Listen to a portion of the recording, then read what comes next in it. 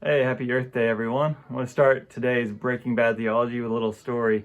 A few years ago, I had the unfortunate opportunity to go to an end times seminar that I was invited to.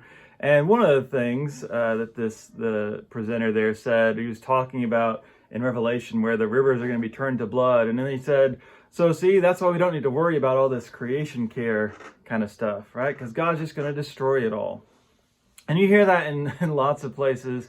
It comes from bad readings of Genesis, from a text in 2 Peter, which I've done a video about, and I'll post the link below if you want to find that, or even in Revelation, right? It goes back to the beginning, that where God gives dominion over creation is taken to mean we're able to have domination over creation.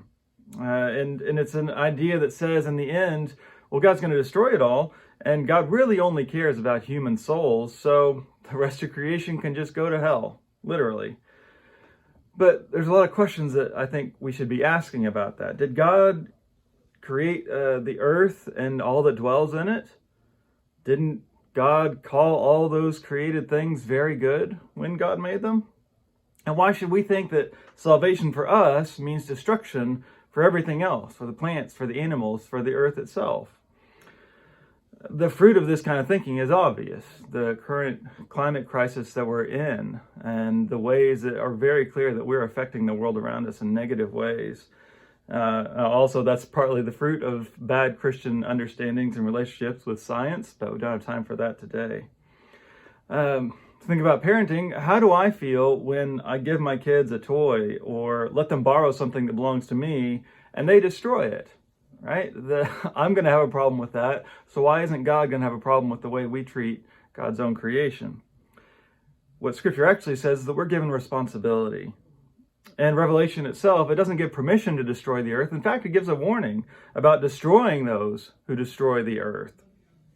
But that book also gives a promise that in the end, God will unify heaven and earth. It's not about taking us out of it, but it's actually about God coming here and making all things new.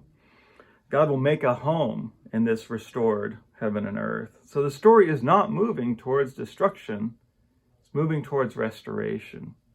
And so especially today, we have to ask, how can we get on board with that story? If that's where it's moving, to God restoring and making things as good as they're meant to be, how can I make it a little bit better right here and right now, for me and for the generations to come?